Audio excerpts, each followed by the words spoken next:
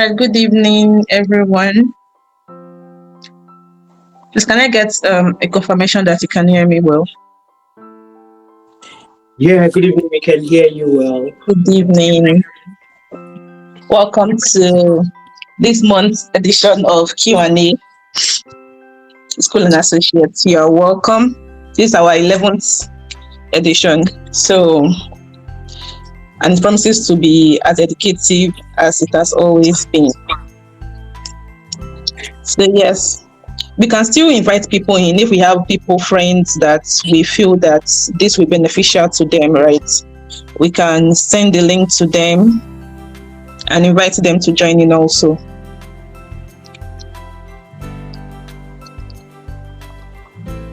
All right, so for this month, as usual, we had sorry? Oh, okay.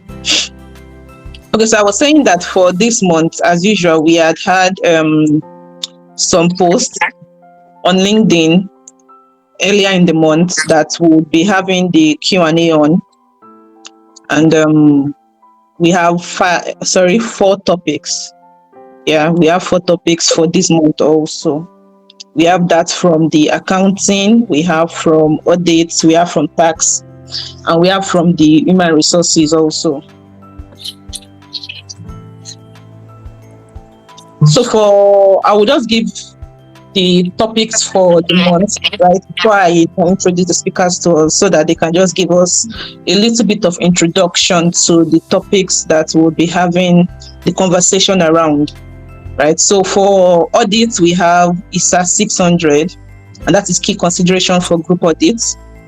We have for tax compliance for 2025. This is just to keep us abreast of the latest regulations. And we have IFRS 10, where the conversation will be centered around understanding consolidated financial statements. And we have from the HR space, we have combating workplace harassment and creating safe spaces, which will help us in building an healthier work environment. So just to confirm, do we have all our speakers present today? Yes, I can see. Yeah, yes. So I'll just call them one after the other to just give a little bit of introduction before we now dive deeper into it. So I'll be going with the accounting first, and for that we have Alex. Alex, are you with us? Yes, good evening. Good evening, everyone. Good evening. So can you just give us a little bit of introduction on the topic? Okay, so this evening will be from the accounting session, we'll be discussing IFRS 10. That's National Financial Reporting Standard 10, which provides guidance for preparing and presentation of the consolidated financial statement. So this particular standard was issued in 2011 and is meant to be effective as from January 1, 2013. So this standard just try to make the preparation and the presentation of the consolidated financial statements very easy, thereby removing complexities when it comes to defining the structure of a consolidated group entity. And it also provides guidance for companies with multiple entities on how to consolidate their financial statement for it to be reported as a single model entity. So that's a mini perspective of that summarizes the full picture of what we are going to be discussing tonight. Thank you very much, Alex. Thank you for that. Okay, I'll just move on to the other speakers so that you can just do their introductions. So for audits, we have Kozim. Kozim, are you with us? Yes, I'm with you. All right, can you just give us a little bit of introduction to today's topic? Okay, yeah, so from audits, we are looking at international standard on audit 600, which is ISA 600, that looks into special consideration of group audits. So our focus in this discussion will be centered around how the audit process for group audits looks like. Also, how what the auditor take note of when we are to audit group audits unlike single financial statements. Also, our major objective here is to look at relationship between the group auditor and the component auditor, as the case may be, and also we look at the documentation process and the risk assessment for group audits. Thank you. Thank you for that introduction, cousin. And the next topic is tax, and for that we have Biodun. Biodun, are you with us? Yes, I'm with you. Good evening, everyone. Good evening. Can you just give us a little bit of introduction to the tax topic? Okay, so today we are going to be updating ourselves with global tax compliance. We're going to be exploring the revolution of OECD-based projects, with focusing on the transition from the base BEPS 1.0 to the BEPS 2.0, and we're going to be bringing it back home to understanding how this has affected Nigerian economy so far, and how Nigerian has tried to adapt to the OECD-based project. Thank you. All right, precise and concise. Thank you for that introduction. All right, for the HR, we have Dynamic. All right, Dynamic, can you hear me? Good evening, can you hear me? Yes, I can. Good evening. All right. Can you just give us your introduction? All right, so today I'll be talking on combating workplace harassment and creating safe spaces. So we'll be defining what workplace harassment is and what constitutes a safe space, the types of workplace harassment that we have, the impact of harassment on individuals in the workspaces and even in organizations, then the strategies to create and maintain safe workspaces. That's what we're talking on today. All right, thank you very much for that. So to go deeper into each of these topics, right? Well, we would encourage that everyone on this call can ask their questions as it comes up, right? Maybe during the course of the presentation or the discussion that we'll be having. If you have any question, you have any contribution to the particular topic that is being discussed, you can just raise your hands and you'll be called. So feel free to ask any question that you have, especially those that relate to what we're going to be discussing this evening. So to go deeper into the session tonight, we'll be starting with Alex for the accounting aspect of it. So Alex, when we talk about IFRS 10, Group Consolidated Financial Statements, who exactly or which kind of company has, or which kind of company does this standard relate to? Can you hear me? Yes, good evening. Okay, so IFRS 10. Okay, so IFRS 10 speaks to the International Financial Reporting Standard for Consolidated Financial Statements. So, and the standard just seeks to simplify the complexity around you trying to prepare and present a consolidated financial statement. So, by offering guidelines where necessary on the step-by-step basis on how to prepare and present a financial statement. Okay. Give me some few minutes. Let me present my slide. All right.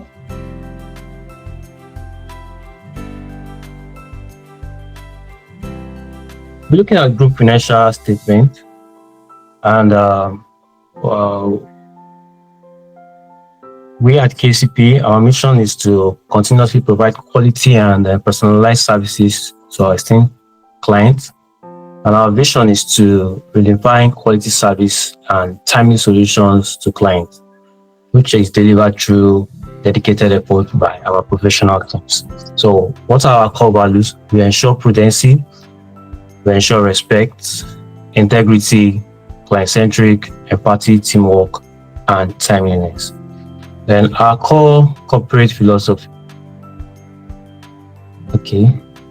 Then, what in this training objective, we'll be looking at understanding the principles and concept of IFRS 10, including when an entity should consolidate the financial statement. We'll also be looking at how to prepare a consolidated financial statement based on guiding principles as presented as given to us by the standard. We'll also be gaining proficient understanding of the requirement of IFRS 10 toward the compliance of the consolidated financial statement.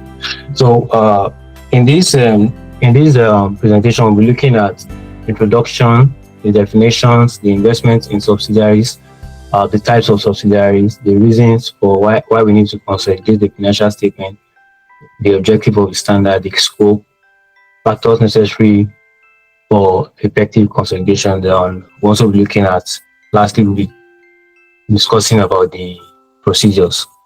So so the standard IFRS 10 seeks to ensure that entities consolidate their financial statement to make it appear as a single control model. So there are different reasons why entities will want to consolidate their financial statement. So, and they want to consolidate it so as to present the entity as a single model, to make it reflect as a one entity. That is, being consolidated. Being consolidation, it means that an entity a parent entity that acquires another subsidiary, we want to present the account of the subsidiaries where it has control over and present it as just a single entity. So the standard here emphasizes on control, and by control it means that the parent entity has exposure to variable returns. The parent entity has the ability to influence those returns. The parent entity has power over those the subsidiary entities. So, and in the introduction, coming from the abstract, the essence of the standard is just a cornerstone for transparent and to ensure comparable financial reporting among entities. So you get to compare the parent entity as a single entity now with other entities, and entities of these natures are mostly entities that are listed in the Nigerian Stock Exchange market. That is, they are PLC listed entities. Okay, so from the earlier introduction, I emphasized that the standard tries to streamline the complexities that are attached to when it comes to consolidating financial statements. So financial statements, consolidating the financial statement is well known to be a very technical task, right? So it requires every accountant or every accountant to actually possess an expected level of competence, an expected level of knowledge about the overall financial standard as a whole, before you can say you want to consolidate two or more entities. So going by that, if you're able to understand the full picture of the International Financial Reporting Standard, the full picture, then with the expected guidance as provided by the standard, it's expected that every preparer should be able to prepare a consolidated financial reporting statement. So in terms of the definition, consolidated financial statement, what does it imply? What does it imply? So it implies that the financial statement of the parent entity and the subsidiary are prepared and presented as a single economic entity. And when you look at a group, what does a group imply? It implies the parent and all its subsidiaries. Then the parent, what does the parent mean? A parent means that is the entity that controls one or more subsidiary. And when you talk about control, it means the investor having the power, having the rights, and having the ability. That is having influence on major significant activities in the subsidiary of the investee. Then what are these subsidiaries? The subsidiaries are those entities that are controlled by another entity. Then going into further focus on the investment in subsidiary. So there are different types of subsidiary. You have the subsidiaries that are wholly owned subsidiaries. You have the ones that are partly owned subsidiaries. You have fellow subsidiaries. You have sub-subsidiaries. So the wholly owned subsidiaries are those subsidiaries that have a controlling interest of 100%. The partly owned are the ones that have more than 50% or less than 100%. And you have the fellow subsidiary, that is 2 or more subsidiaries in which the parent entity has control over. And you have subsidiary, that is the subsidiary. I mean the sub-subsidiary of is okay, sorry. It's the subsidiary entity to the subsidiary of the parent. Okay, so I'll give a clearer picture to this thing. We can, for proper understanding, if we liken it to the context of the family structure by saying that the father and the mother are seen as one, that is, they are seen as a particular entity. So, and we have a first child. That first child represents one subsidiary. So, assuming that the parent have just one subsidiary, it means that that parent controls about 100% of that particular child. But the moment whereby they become 2, 3, the parent, that is the father and the mother, has to love all the child equally. That is, they have to love them more. They don't have to love them less or love one more than the other. So that is, they become partly owned subsidiaries. Even if they may want to have,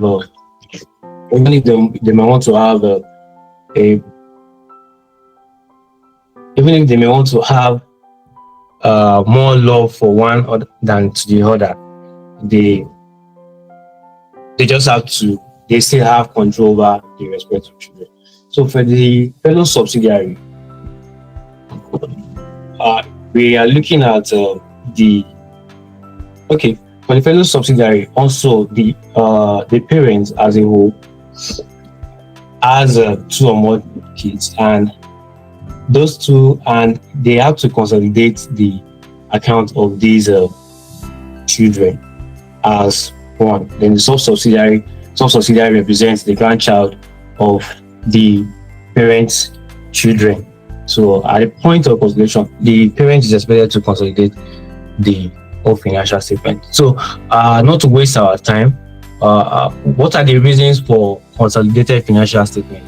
For compliance sake, to ascertain the net worth of the investment of shareholders, to ascertain the total amount available for distribution, then for the shareholders to also know what balances they have with other entities or other third parties. Then looking at the objectives, the objective of the standard requires entities, as is the parent, to control one or more other entities to present the consolidated financial statement, to define the principle of control, establish control as the basis for consolidation. Then we'll look at the scope. What does the scope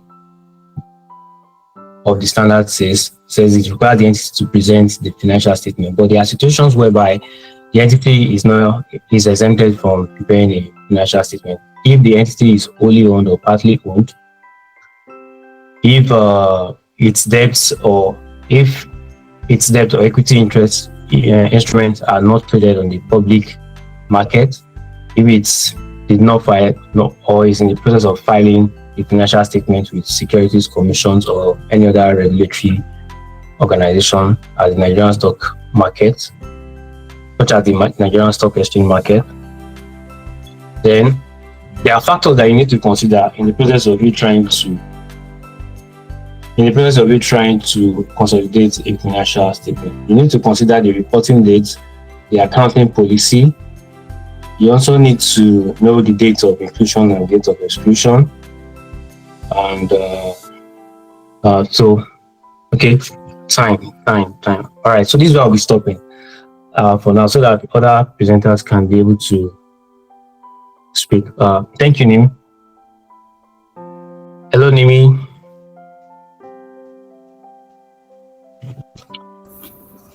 Hello, Alex. Yeah, thank you Yeah. very much. Yeah, so that. Yeah, thank you. Thank you very much. So I'll take it up. I'll take it up from here. Thank you for your short presentation. So Abiodun, are you with us? Yes, 100%. Okay. So please, we would like to give you 15 minutes to present your topic. Okay. Please confirm you can see my screen. Please, can you confirm that you can see my screen? Yes. Okay, so good evening, everyone. So once again, we'll be talking about global tax compliance for 2025. Just for us to stay ahead of the latest regulation.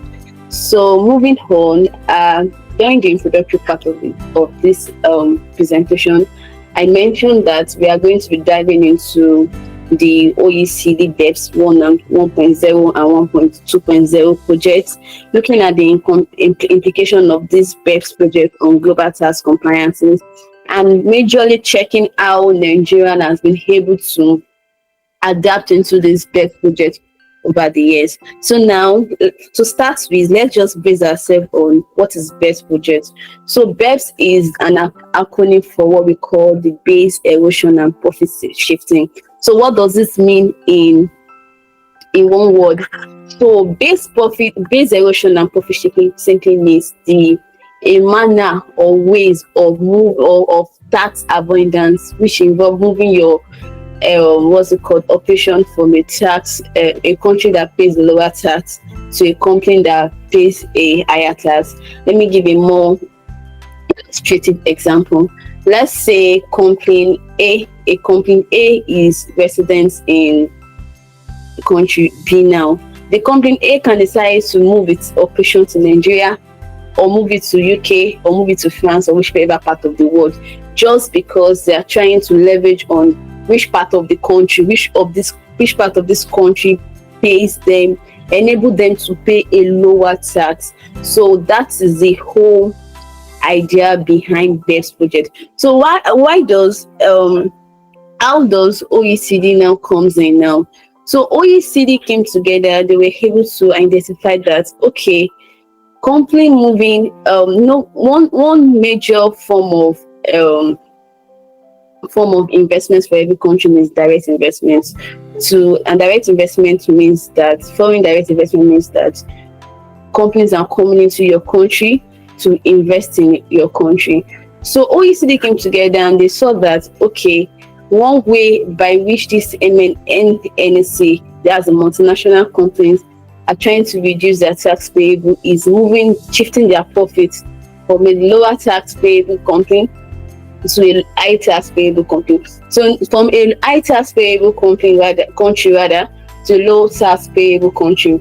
Now the high tax payable country, it's unfavorable to them, right? And favorable to the low tax payable company. So now OECD came together to now form a movement, a strategy, an initiative on how can we curb this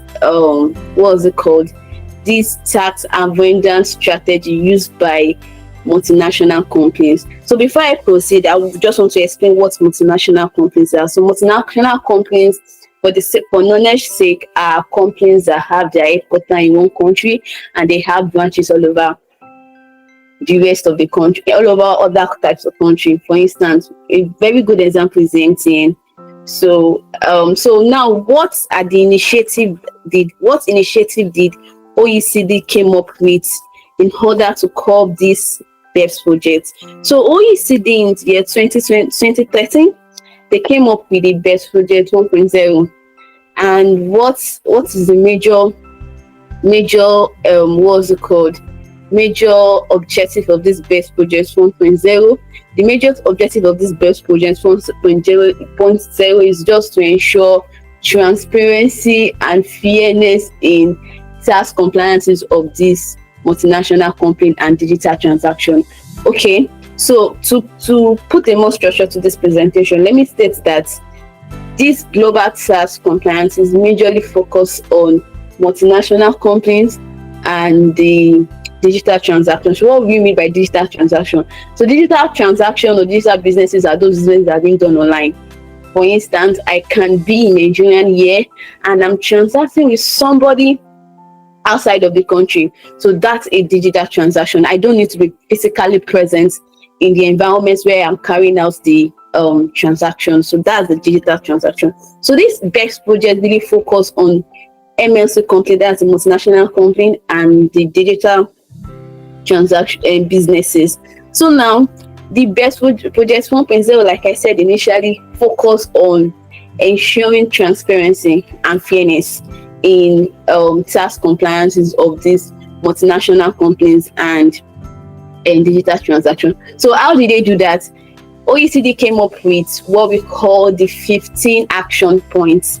So I have just a few of the action points here, and the first one here says that addressing digital economy. So they try to see how they can ensure that digital economy are being put into tax. For instance, before 2019, Nigerian tax law did not cater for any transaction done online, because nobody ever foresee that there will ever be a time in this world that you will be able to stay in one place and be transacting with somebody else in another place. So most tax laws for different companies did not consider the fact that transaction can be done online. So OECD, the BEX project 1.0 action point, it was to address digital economy.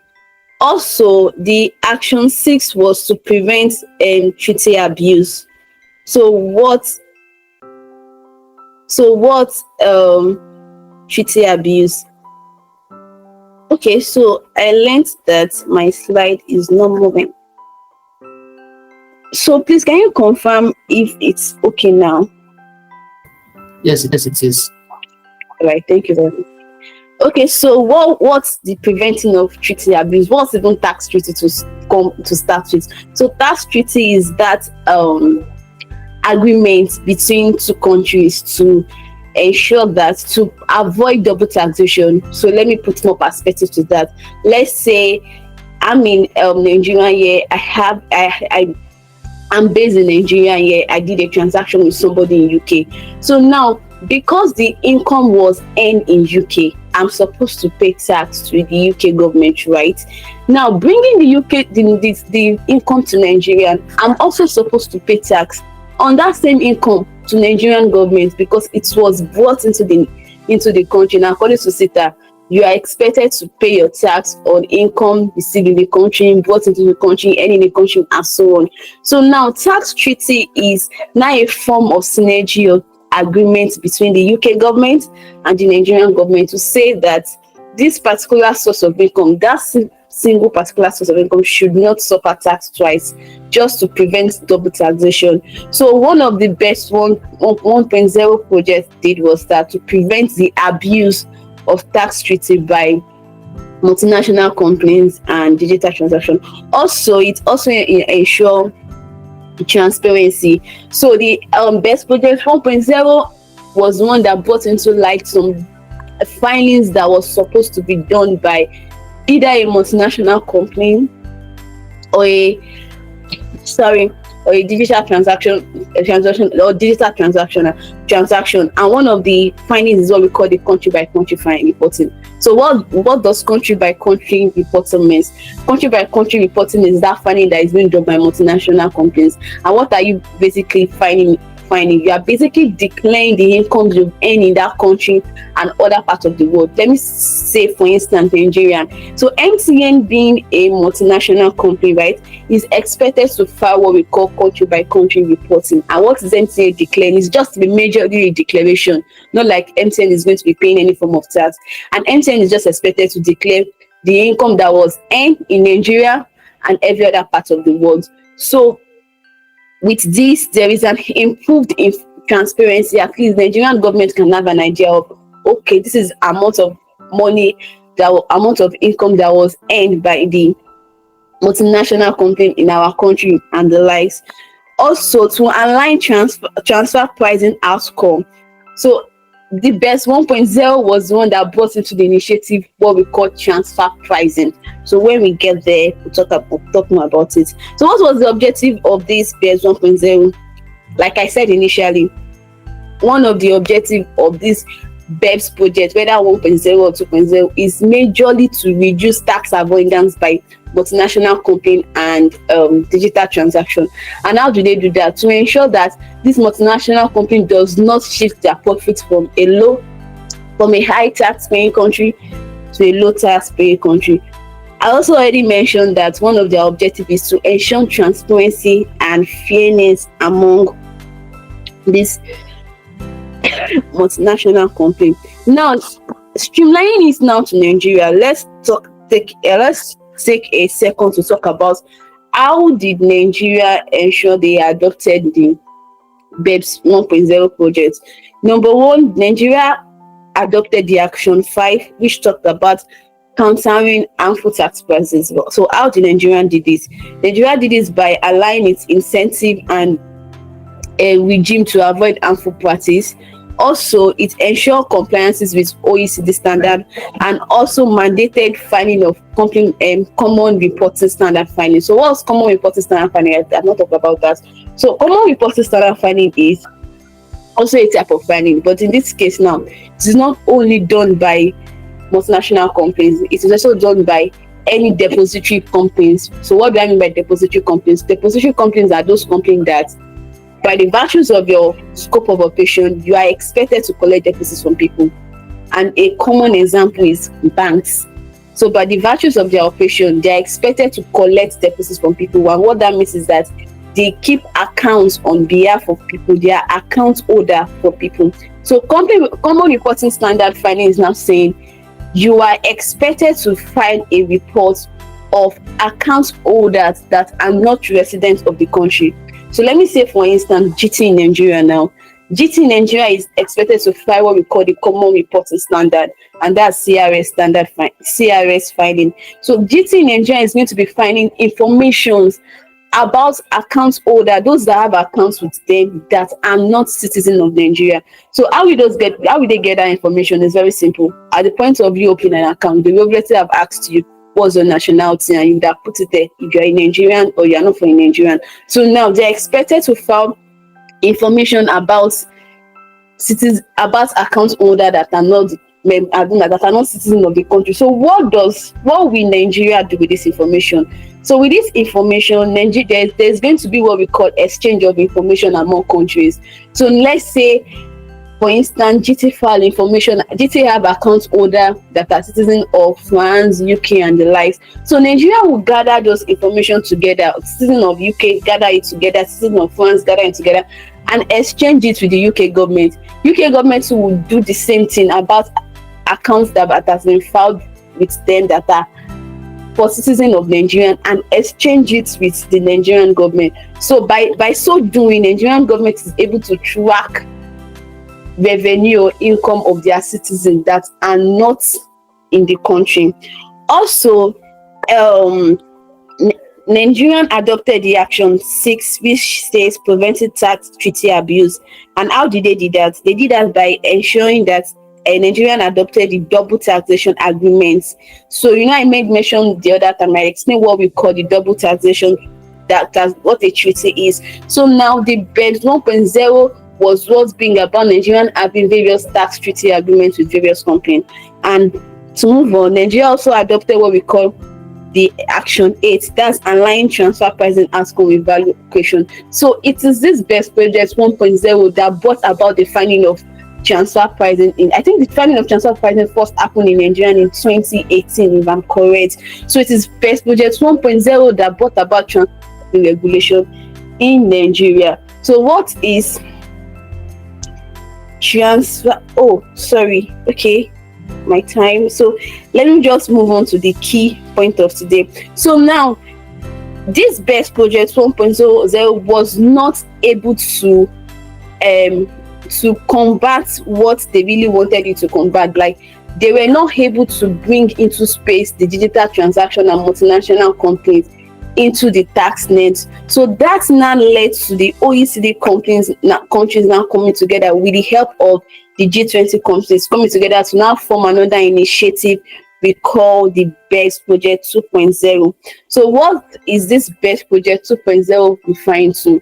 So this BEST Project 2.0 now try to like bring a more perspective to how the multinational companies and the digital transaction are going to be taxed. So how did they do that?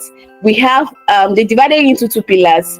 We have the pillar 1 and the pillar 2. So what did the pillar 1 talk about? So the pillar 1 basically talked about the fact that all multinational company and digital transactions should be subjected to tax in the country where the income is earned. So what does that mean? Let's say a good example I've been using so far is MTN. Now for MTN, now let me say MTN earn income in Nigeria, UK, France and co. So the pillar 1 talks about the fact that MTN should pay tax in Nigeria to the tune of the income that was earned in Nigeria, should also pay tax in UK to the tune of income that was earned in UK and the likes. So moving forward to the pillar 2. So this pillar 2 now gave a more structured way of how the taxation of the multinational companies and digital transaction will now be done. So the pillar 2 now talk about the fact that instead of us saying that we should tax all of these companies, instead of us saying that individual countries should tax this multinational company, why not let's just have a uniform tax rate for these multinational companies? You want to say something? So pillar 2 was brought a uniform tax rate of 15% for the multinational and digital transaction companies. So what does that mean? Is that a multinational company like MTN will be subjected to tax as 15%. Then this tax will now be shared among countries where this income was earned. So to end my presentation today, I'm just going to be talking about the fact that Nigerian yet has not fully adopted what's it called, the BEST Project 2.0 for reason I might not be able to discuss because of my time. But I believe that with this free presentation, I've been able to enlighten us on what the global tax compliance is. Thank you. Thank you very much, Abiodun. Thank you for the presentation. So please, to our listener, we urge you to please jot down your questions. So after the presentation, you can be able to ask your different questions. Thank you very much. So we'll be moving to the next presenter. Cousin, are you there?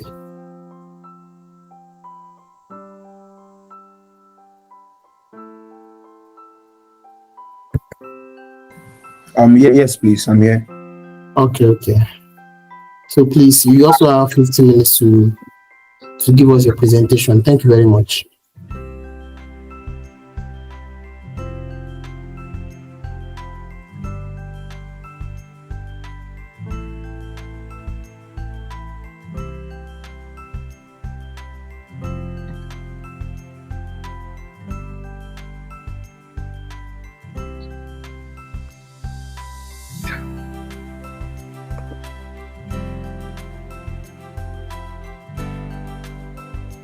Yes, sorry, please, can you confirm if you can see my screen? Training objective. Yeah, we can see the topic. Training objectives, right? No, the topic, the front page. Also, I want to make sure that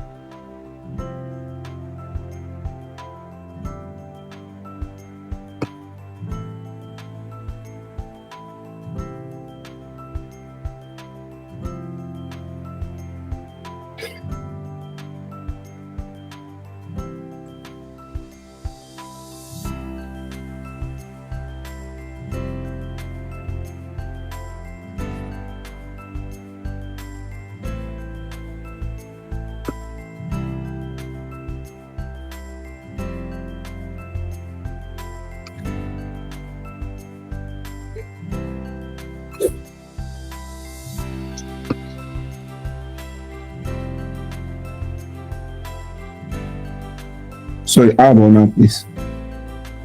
Yes. Really objective. Yeah, all right. Thank you, everyone. So, I'll be speaking on ISA 600, which is the international standard on auditing 600, which looks into the special consideration for audit of group financial statements. Like my colleague said earlier, it took us around what the International Financial Reporting Standard 10, IFRS 10, talks about when it comes to consolidation of financial statements. So, unlike accounting, for auditing, the major focus is to be able to do an independent examination of the financial statement as a whole, including the internal control processes of an organization. Then, at the end, we give a conclusion. So, basically, the objective of this discussion is number one is based on what is the responsibility of the engagement team and how is the team being coordinated for a group financial statement. Another one is communication channel for both the group auditor and component editor in the case whereby we have what we call the component auditor, which we'll look at briefly in this discussion. Also, we have to collect sufficient and appropriate audit evidence in relation to the group audit as a whole. So, as well, basically, those are the objectives for this discussion. So we have a briefing, which is more like what I have said earlier, that ISA 600 is just basically looking at special consideration for group audits. So in order for us to understand ISA 600, we need to have a brief understanding of what we have been discussing relating to other international standard on auditing, such as international standard on audit 200, 210, 220, and its likes. So basically, with what we have here, we see that group audits is basically talking about auditing of a group. So in order for us to do an audit of a group, it therefore means that we have the financial statements of the group company itself and various components, right? So these components are the subsidiaries, just as mentioned by my colleague earlier. So we have components of a group which are subsidiaries to the group. It was referring to where control is being established and its likes earlier. So because we have all of these components within a group, so that leads us to a situation whereby we have more than one audit firm auditing the group. Say, for instance, we have the group auditor, and also we have component auditor, but not in all cases. At times, a single audit firm can handle the audit of the group as a whole, both the group company and its components. But the major special consideration or special reasons why we usually have component auditor, that is auditor of another firm, being part of the audit of the group, is either due to it's better understanding based on years of auditing the firm separate financial statements, better understanding of that component entity, both the business environment and also the regulatory environment. So that's the introduction. So basically, the scope of this standard covers group audits as mentioned earlier.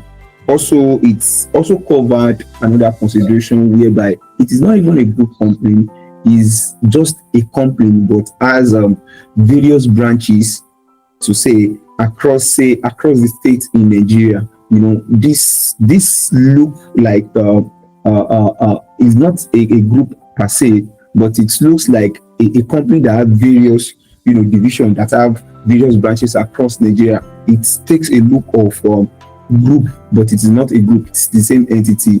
So this standard can also be applied to it. So the effective date is starting from December 15, 2023. So we have so many definitions here which talks about the risk, allegation risk.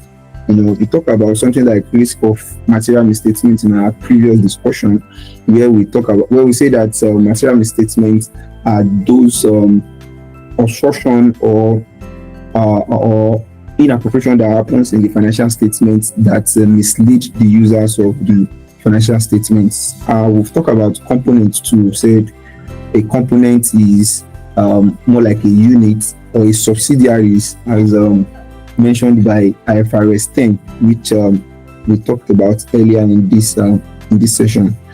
So we have other definition as well, which is quite clear. We talk about group, talk about group audits, we talk about group auditor as well. So laying another emphasis here is that we all know that the purpose of audit is after performing investigation or examination on the financial statement, we give an opinion. So basically, the opinion is being given by the group auditor and not the component auditor at the end of the day, because the responsibility of the audit is vested in the hands of the group auditor, despite involving component auditor or otherwise. Like every other standard, we usually have requirements. Like these requirements are usually the backbone, more like a guide for the standard, which speaks about that standard as a whole and what the standard is all about. So for this standard, we have the ensuring responsibility and then ensuring quality audit is vested, as mentioned earlier, is within the responsibility of the group auditor. So also we have acceptance and continuance, we have overall group audit strategy, we have understanding the environment and the applicable financial reporting framework. We have group system of internal control, identifying and assessing risk of material misstatements. We have materiality and response to risk, and the rest of them here, which we'll look briefly in details. So for leadership, we all know that for the group engagement partner, that is the engagement partner of the group, has that responsibility of ensuring quality group audit. It also creates environment emphasizing professional skepticism. We all know that auditor performs their work with professional skepticism, with the mindset that there might be any lacks, or there might be any indicators of misstatements in every case, so that they will be able to detect and be able to treat appropriately. So we have acceptance and continuance. Acceptance and continuance, we I think in one of episode of this discussion, we talk about these two things which speaks to this acceptance and continuance. So acceptance and continuance is basically for the auditor to perform a procedure whether or not to accept an engagement, which is done by the group auditor as well. So we have overall audit strategy and group plan. So like I made mention earlier, this standard cannot be read alone. It is read vis-a-vis other standard. like for instance, now we talk about this strategy and audit plan is specifically treated by ISA 300, which is planning of an audit itself. But this standard just speaks to a case of group audits, which we talk about special consideration whereby the group auditor will take responsibility of planning for the group audit as a whole, both the group and its components, in line with IFRS 10, which call those components subsidiaries. So we look at the development of plan in terms of how are we going to, identify risk of material misstatement. How are we going to, respond to it? Identifying risk is checking into the book and the process of the entity that is the group, the internal control, and see whether we'll be able to get any material misstatement which could affect the opinion of the auditor at the end of the audit. So we don't have not to wait much of our time. So also understanding the group and its environment. So the specific standard that speaks to this, aside from ISA 600, which is a special consideration for group audit, is ISA 315, which has talked about auditor trying to understand the environment of the business as a whole, both the business environment and the regulatory environment. So you have to understand this, then identifying applicable financial reporting framework. That is, in the case of Nigeria now, for financial reporting framework that is applicable is IFRS 10, which is consolidation of financial statements, which specifically talk about the consolidation procedure. So in light of this, auditor is also responsible to check if the organization has actually followed the right procedure in order to the right procedure in consolidating the group financial statement, that is the parent and also its components. So assessing the internal control system across the group, the assessment of internal control, which is very important, and this responsibility is vested in the hands of the management of both the group and its components, which are the subsidiary, to ensure that internal control are in place to prevent and detect error that could affect the financial statements. So talk about the risk assessment. So I will not waste much of our time because I'm running out of time now. So the setting of materiality as well, we all know what materiality is from our previous discussion. So the group auditor, which is the auditor of the group, is responsible for setting materiality for both the parent company and also its components, which is subsidiary. So you will respond to risk. Responding to risk is basically, in a practical sense, trying to get information in relation to account balances, in relation to identify risks such as risk in the internal control system. So this aspect is one of the important aspects of auditing a group, which is evaluating the components, auditors, communication, and the adequacy of the work. Now we say that group audits at times involves two or more audit firms, right? So two or more audit firms simply implies that we could be having the parents and also we are having various subsidiaries. So ensuring now, even within the one that is being carried out with just only one audit firm, communication amongst the team is very key, because without communication, they will not be able to achieve the result of of carrying out the engagement successfully. So communication now, not to talk of a case whereby we have component auditors whereby we need to communicate, and there are so many barriers that will arise from this. It could be due to different time zone, because at times group usually have its components in another country in which we have various components in various countries with different time zones. And aside from that, ensuring that we have we have effective communication I'm running out of time. I'm just okay. So subsequent events as well is being looked at, and we give audit reports. Like I made mention earlier at the beginning of this audit, we issue reports, and that reports being issued is being done by the group audit and not the component auditor. So special consideration is when the law is saying that the opinion of the component auditor should be reflected in the audit opinion. But nevertheless, the standards still provide that the group auditor should also put in that the responsibility is on the engagement partner of the group. So then we communicate both the deficiency in the internal control and all other information and all other information to the management of the group, and then we do our documentation. So thank you so much. Thank you very much, cousin. Thank you for your presentation. So we are going to have the last presenter, Dynamic. Hello, Bobo. Yeah, I'm here. Yeah. All right, so I'll be presenting my slide now.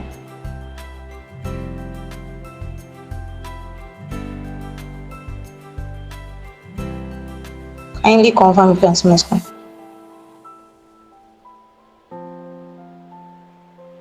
Can you see my screen? Yes, you can. All right, so I'll be speaking on combating workplace harassment and creating safe spaces. So what my training objective for today, to define workplace harassment and what constitutes a safe space, the types of workplace harassment, state the impact of harassment on individuals in the workplace and organization, then the strategies to creating and maintaining safe workspaces. So before we move forward, according to the study carried out in 2003 by Equal Employment Opportunity Commission, 75% of employees who spoke out against workplace mistreatment and harassment faced some sort of retaliation, right? Workplace harassment can be in different forms, be it physical, verbal, sexual discrimination, and even cyber. A safe workplace is essential for productivity, creativity, and employee well-being. So what is workplace harassment? Workplace harassment is unwelcome conduct based on a person's race, color, religion, sex, national origin, older age, disability, or genetic information. Harassment includes offensive jokes, objects, or pictures, name calling, right? So what is a safe space? A safe space at work is a psychologically safe environment where employees feel comfortable being themselves and expressing their opinions without fear of repercussions. In a safe space, employees can challenge ideas, speak up, air their views, make mistakes, and be their authentic selves. So what are the types of workplace harassment that we have? We have verbal.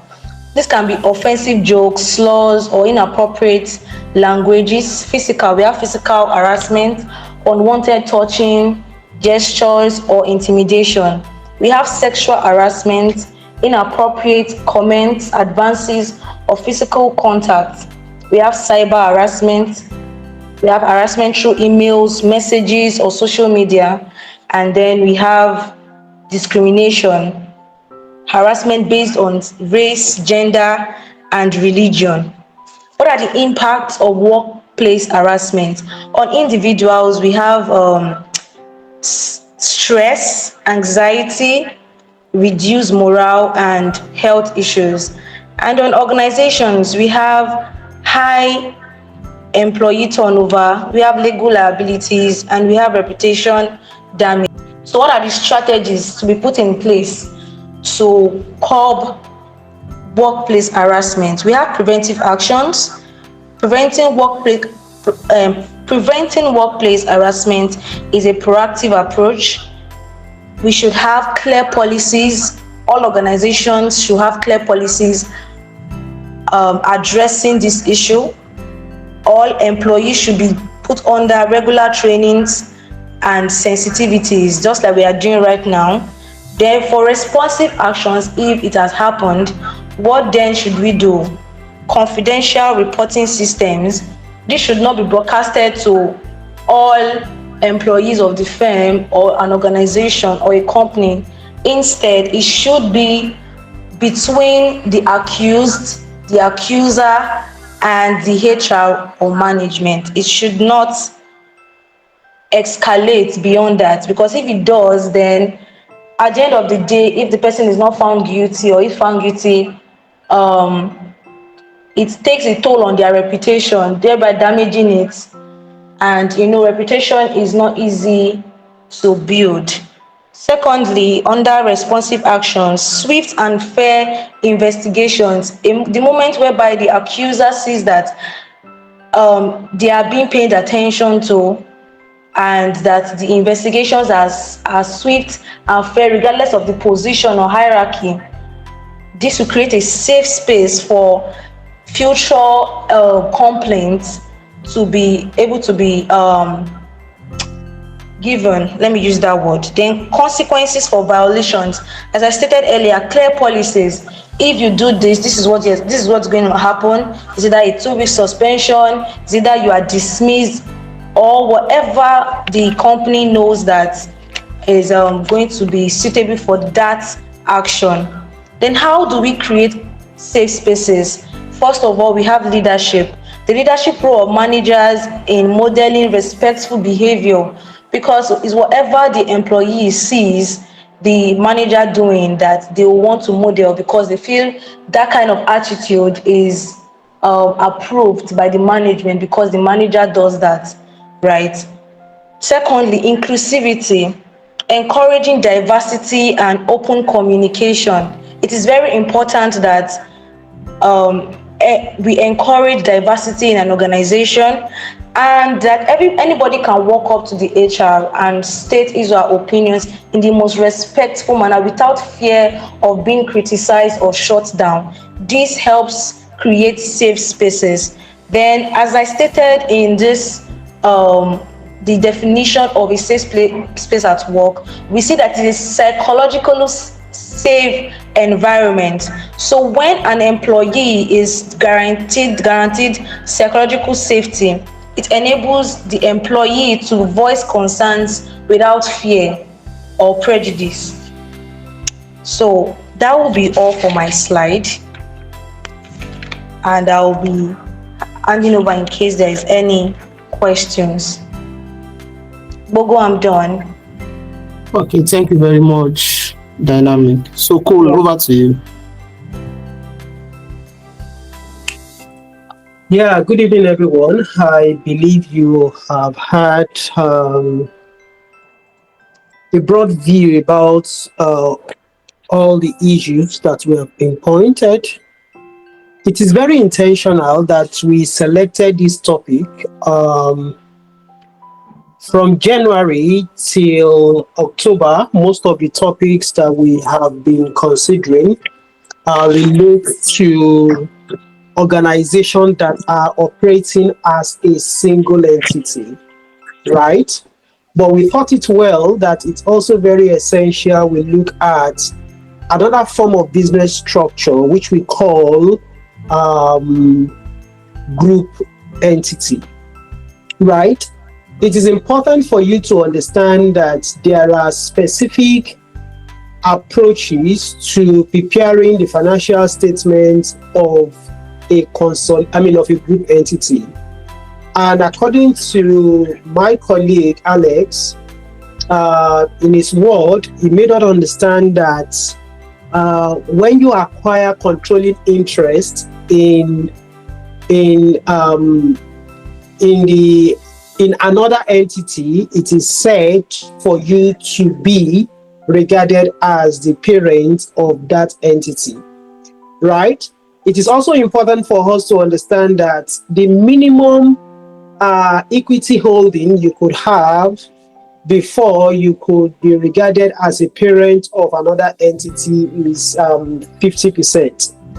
But on exceptional cases, there may it may not be very necessary or precondition that you must acquire 50%. Alex, would you like to throw more light on instances or situations that could occur that could make an entity be regarded as a parent of another company, even where it has no or less than equity, 50% equity holdings?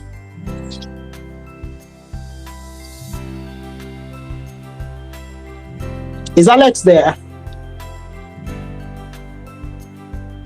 Yes, Alex is here. Good evening, everyone. Okay, so there are situations whereby an entity may not have up to the expected minimum requirement before you can say there is control, which is 50%.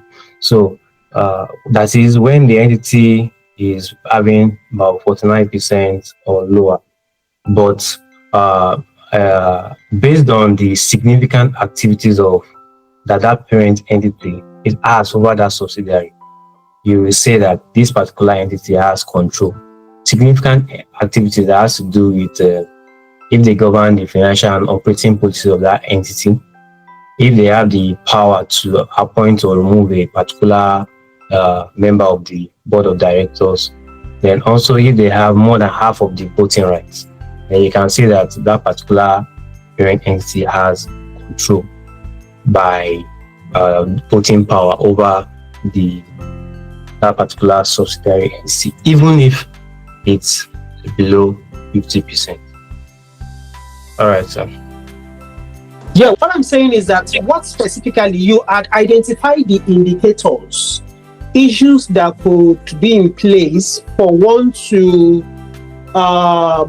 conclude that there is a control in place or significant control, in your words. But what could specifically happen where a company has less than 50% equity holdings in another entity, yet it is regarded as a parent?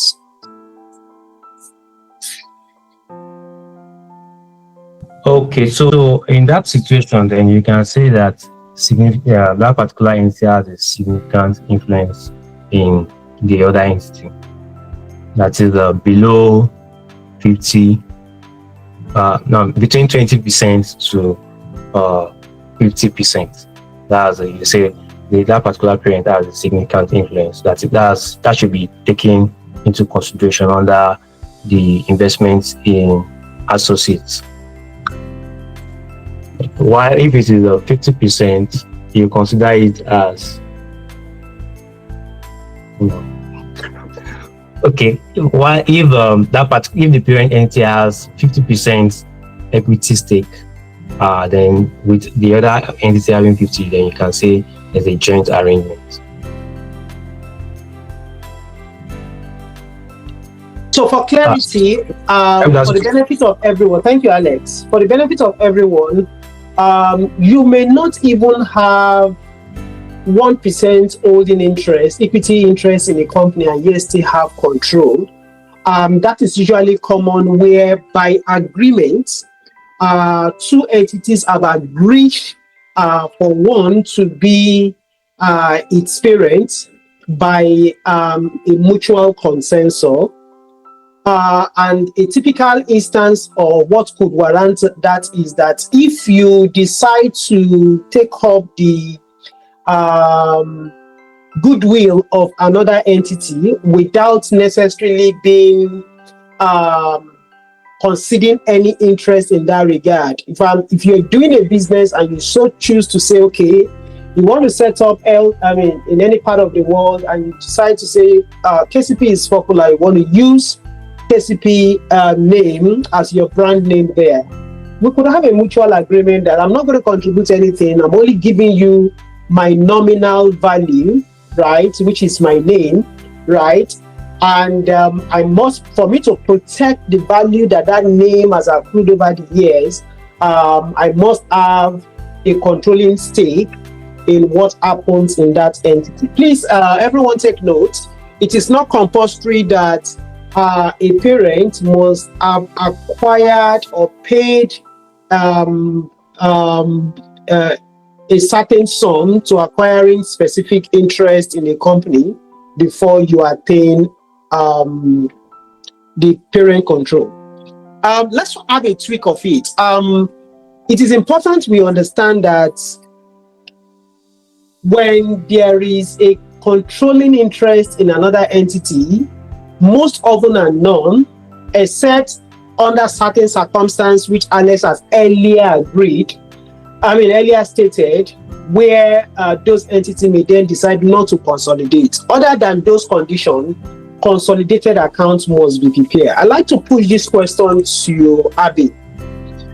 How then, if you have prepared a consolidated account, is Abby there? Yes, sir. Yeah. If you have prepared a consolidated account being the group account, how then will the group entity be subject to tax in Nigeria?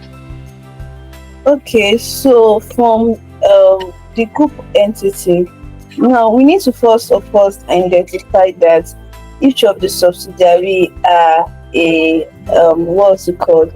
They are legal entity. They stand on its own. So that means each of the subsidiary will be subjected to tax in their own name. Now, this consolidated account is just a provision of IFRS 10 to show all of this, the parent company and the subsidiary, as a single entity. So what I'm trying to say in essence that the parent company has its own incorporation documents and registration with the tax authority. It is going to be subjected to tax as a legal entity different from all of the subsidiaries. All right, very, very, very good one. It is very important for you to note that in Nigeria does not have a group tax policy. That is the insinuation that Biodu is making or has made. So the group as an entity does not pay tax, right? But each of the entities that makes up the group will then be liable to tax on their own based on conditions as provided in the Company Income Tax Act. Let's tweak it a little bit. There is another business structure very close to group account, Holdco. Can you give us a little clarity on the taxability of an Holdco company? Abby.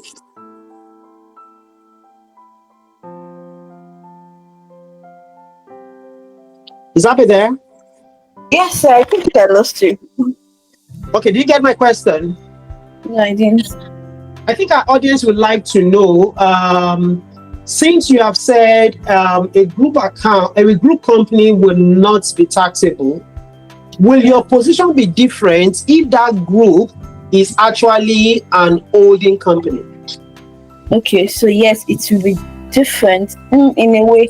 Okay, so for holding companies are companies that they have investments in other companies.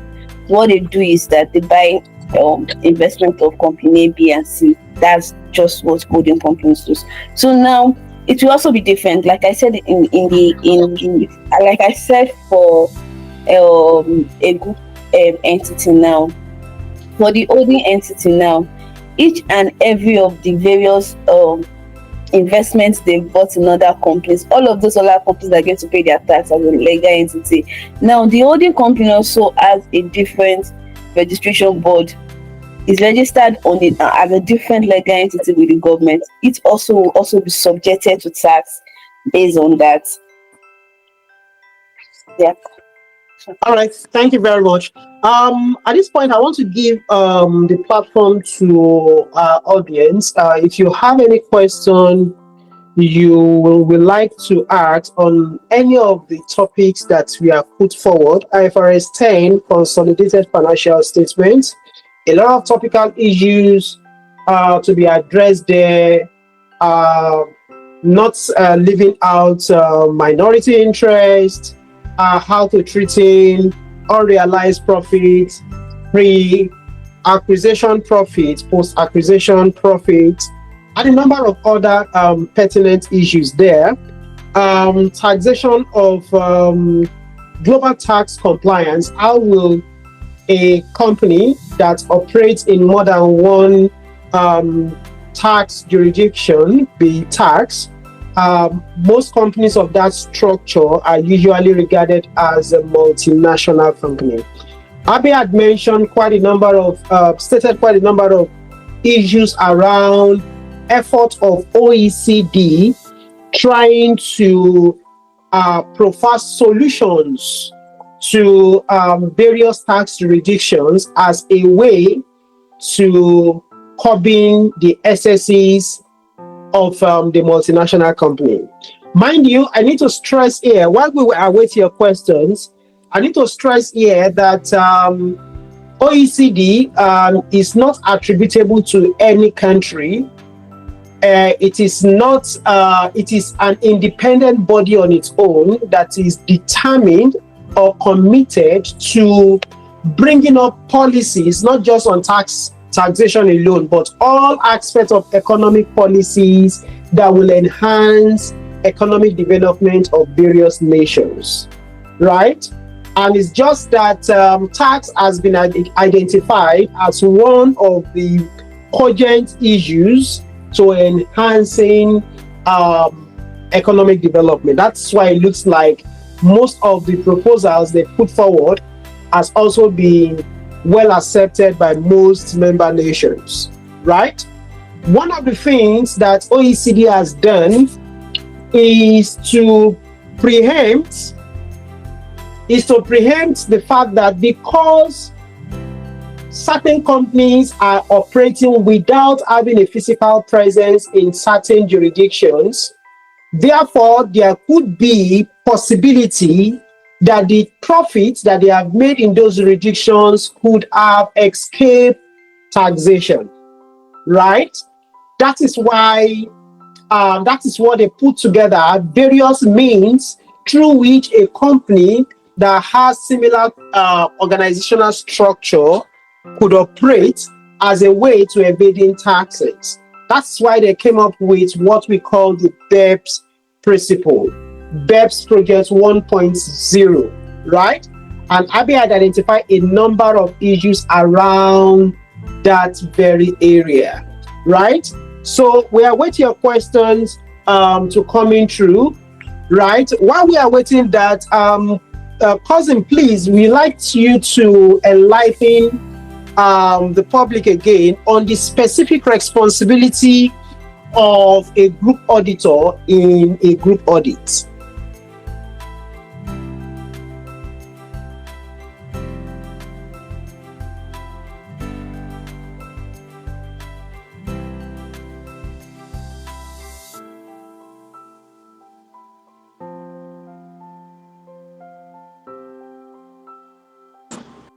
Cousin, do you get my question?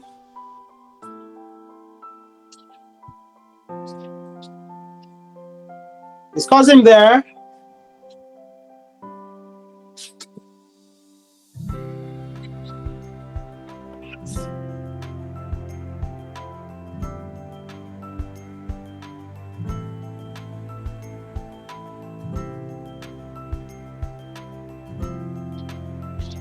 Cousin, can you hear me?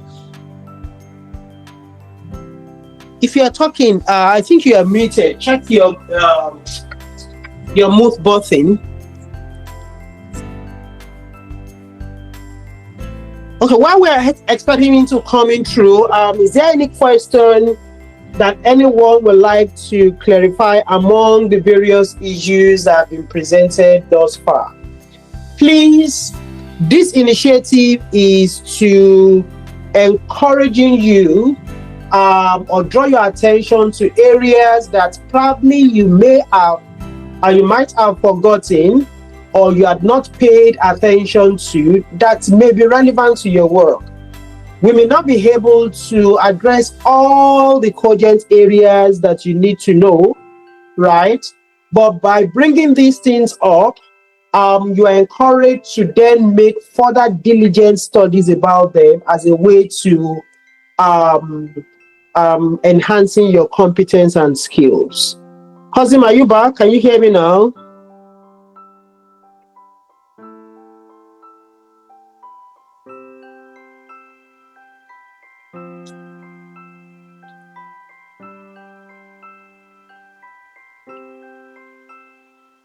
Okay, while we are expecting Cousin to coming back, let me quickly pick on dynamic. What are the specific things that you think organization could put in place to actually combat workplace harassment? Hello, sir, can you hear me? Yeah, very well, thank you. Okay, so I stated that for organizations to be able to combat workplace harassment, number one, these are preventive actions first. They should have clear policies. Like our organization now, we have a handbook, right, that shows our policies and the consequences of certain actions when they are carried out. So all organizations should have handbooks or policies that is accessible by any staff, and regular trainings like we are doing right now to enlighten people that may have not gone through the handbook or may have forgotten that this and this is what the organization is clearly against. And so these are preventive actions. Then, however, if it has already happened, confidentiality is very important. It should not exceed the parties involved because reputation is very hard to maintain. And swift and fair investigations. I mean, if the accuser is seeing that, oh, because this person I reported is probably my manager, so they're not going to do anything about it because I am a lower ranking member of the organization. Obviously, every member of the company will not want to report future altercations again. So it will not be fair on each party to just let the cat out of the bag for everybody like that. So swift and fair investigations, very important. Then lastly, the perpetrator rather, when the investigations have been carried out and everybody can see, that is the parties involved and the management can see that this person is actually truly at fault, then the consequences of such actions should be meted out to the person that is being accused or being found guilty. So that will be the answer to that question, sir.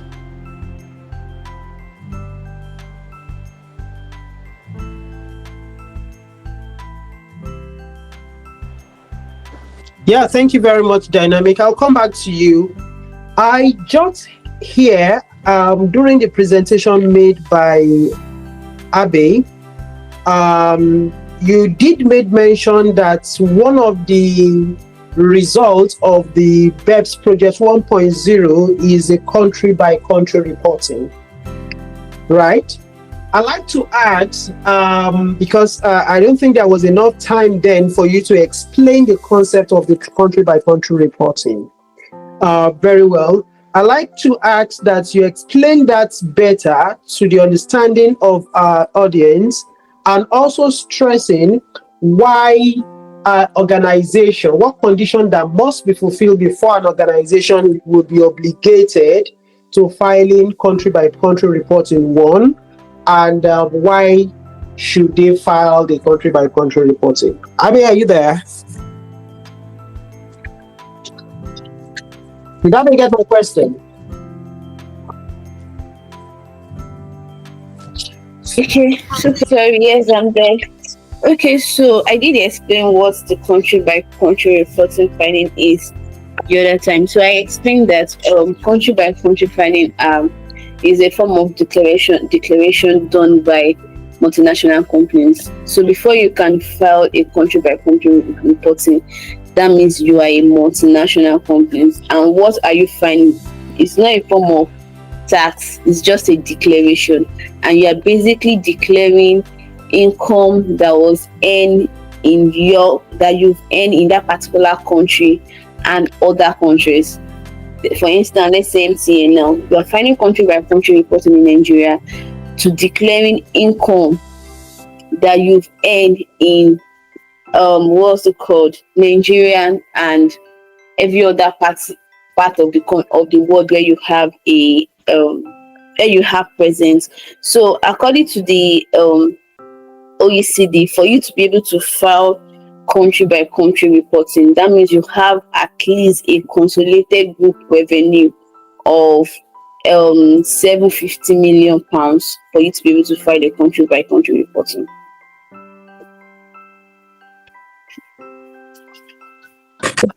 All right, Abe, thank you.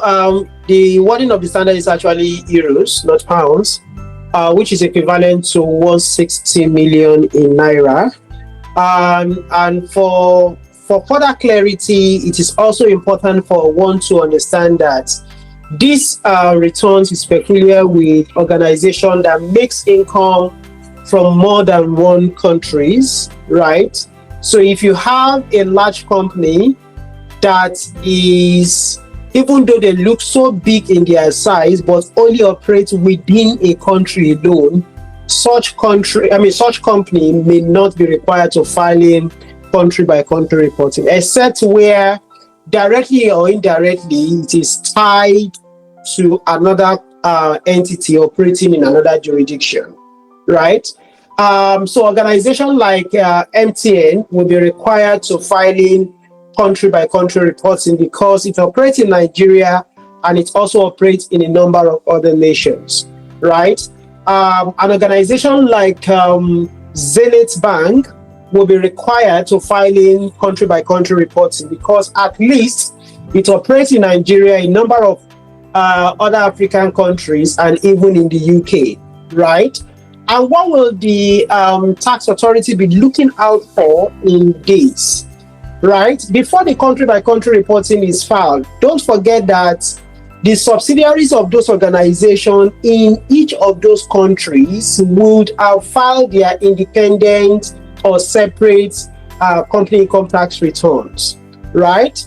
So as a way to checkmating what has been reported, right, individually by those subsidiaries, to complement it with what the group has reported, right? That's one of the reasons why you have to file in country by country reporting.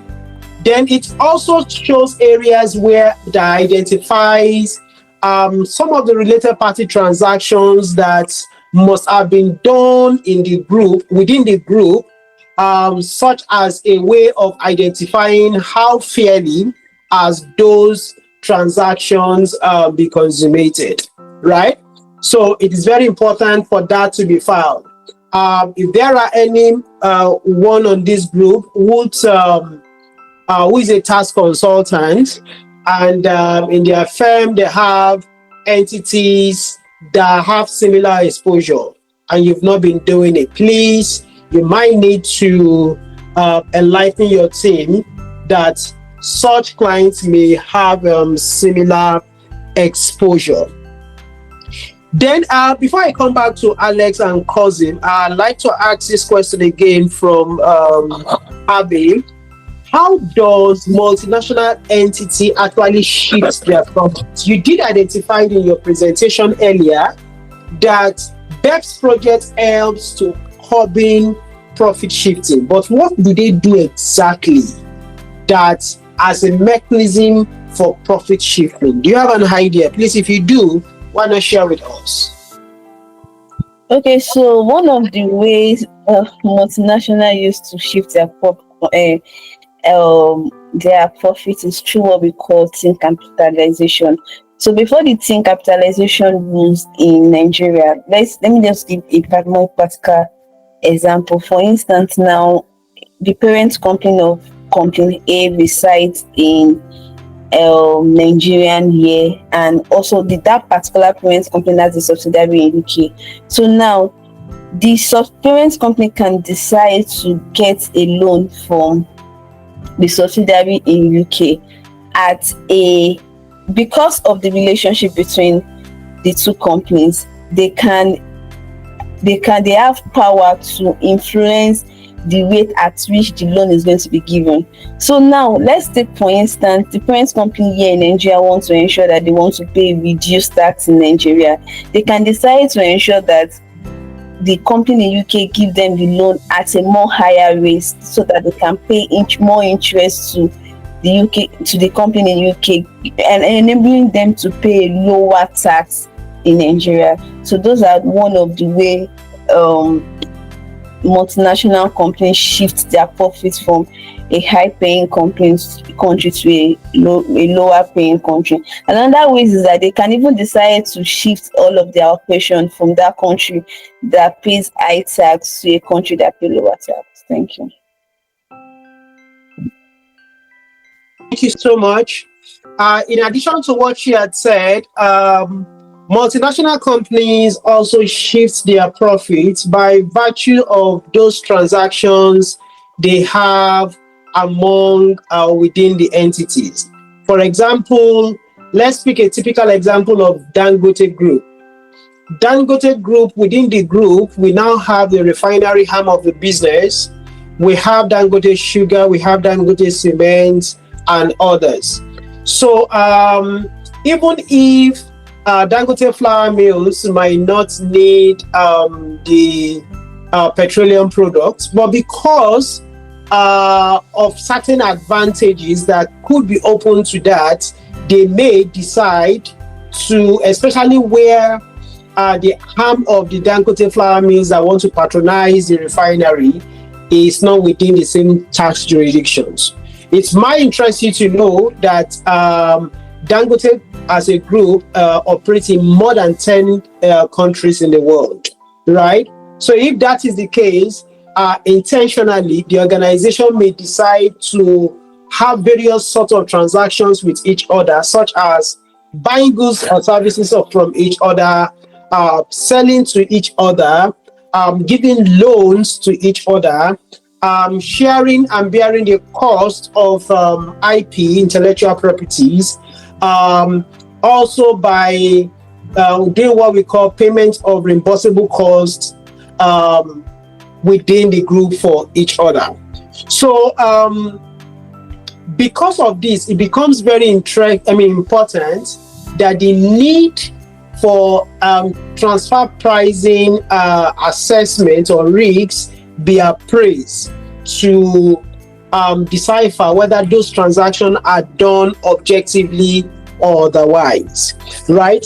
Happy for the very last time, can you explain to our audience what they need to do where it has been identified that an organization has TP exposure, TP risk exposure? Okay, so once you identify that you have a TP exposure, so let's even first start by saying, how do you identify that you have a TP exposure? So you have a TP exposure once you have a related party transaction. If you have a related party transaction for that period, that means automatically you have a TP exposure. So what do you do once you identify that you have a TP exposure? The first thing is that you are supposed to register with the International Tax Department of FIRS. I think the only one we have in Lagos says at ICOE. So after registering with the International Tax Department of FIRS, you are expected to file what we call a TP filing. And you are basically finding information that has transpired between you and your related party. That's all. So another thing you need to consider once you have a TP exposure is to consider the level of transaction you've had with your related party. If this level of transaction is already above 300 million, then you are expected to have what we call a contemporaneous TP documentation. So what's this contemporaneous TP documentation? What does this entail? It's just a documentation of how you have arrived at the exchange value for those TP transactions that you've carried on, for those related party transactions that you've carried on. It's just a documentation of how the exchange value for those trans. For instance, probably you collected goods from a related party. How do you arrive at the price at which the good is supposed to be exchanged? That is what your contra-finance documentation is supposed to entail. It's just for the government to know that all of the transactions you've carried out with your related party are being done at a full arm's length. That's all. All right, Abel, thank you. I still like to come to the public. Is there any question? Is anybody having any question to clarify? Have you got any question you want to add with regards to any of our topic of discussion?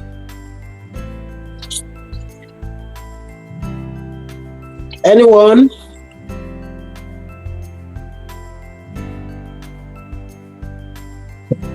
Okay, is cousin back?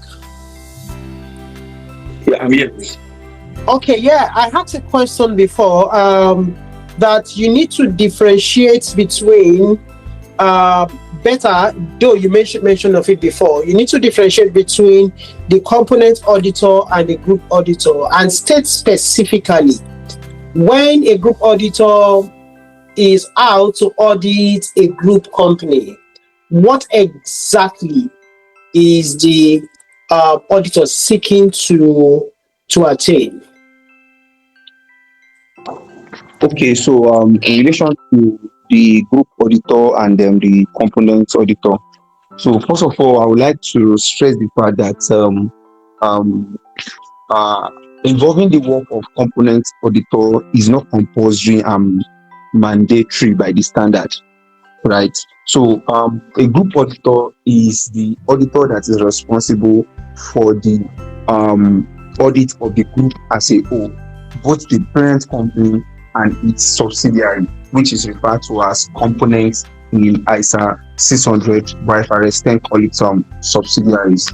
So basically, a group auditor, as mentioned, is having a responsibility for the audit of the whole as a whole, while the component auditor, which is the auditor of the subsidiary, is in charge of the audit of each component, which is referred to as the subsidiary. So I also made mention earlier that usually the reason why we have component auditor, which is another audit firm entirely different from the group auditor, which is the main auditor for the group as a whole, is that at times in the separate financial statement of the component entity, which is the subsidiary, that auditor usually have a better understanding of the business environment, the regulatory environment, and all other information relating to that component, which is the subsidiary. So that is why the standard usually permits or usually recommend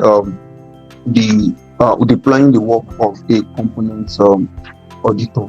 So what we are trying to achieve here is what the standard is trying to achieve is to ensure that the engagement team, both in the group audit side and the components audit side, are able to carry out the audits efficiently, so that they will be able to assess the risk related associated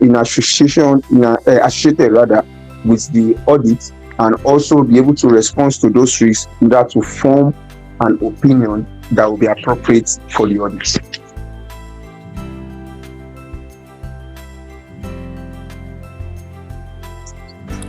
All right, good one. Cousin, thank you very much. Thank you very much. What is the expectation of the standard as regards work paper documentation between the group auditor and the component auditor in a group audit?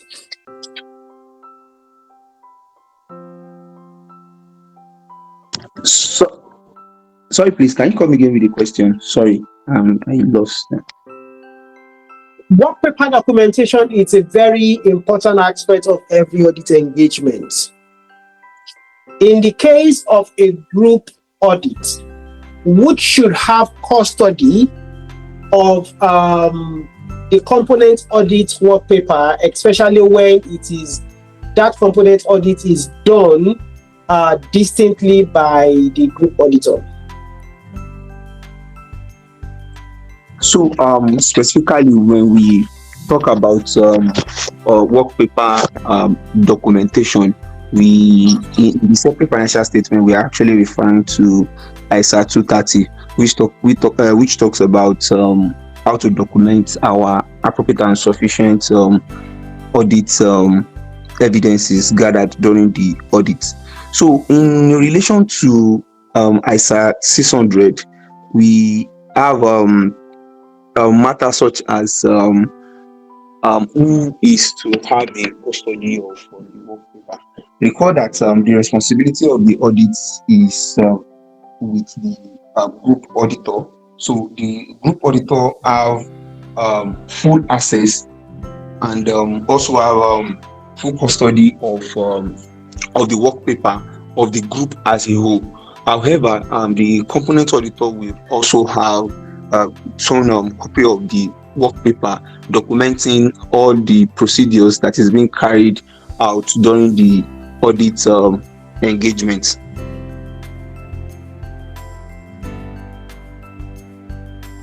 So I don't know if this answers your question.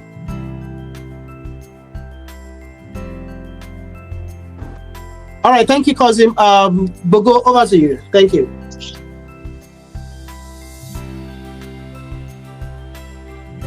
Yeah, so thank you everybody. But please, before we end this session, do we have anybody that have any questions to ask? It might be general or on those topics that was treated today. So please, if you have any questions to ask, you can just signify by raising up your hand.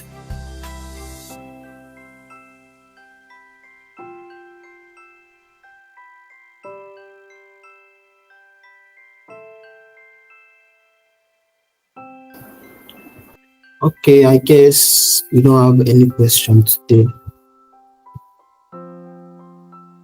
So thank you to everybody that has been with us since January. I think we are still going to have one more session before the end of the year, if I'm not mistaken. So I think that session will be like the how will I say it?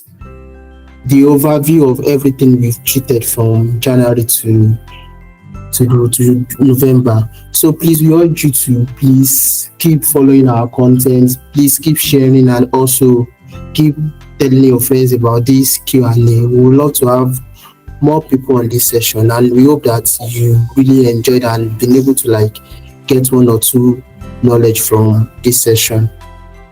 So thank you very much. Code, do you have any other thing to say? That's all from me, sir. Okay, thank you very much. So this will be the end of this November question and answer. Thank you to everybody, and also happy new month in advance. Thank you, everybody. We wish you a good night's rest.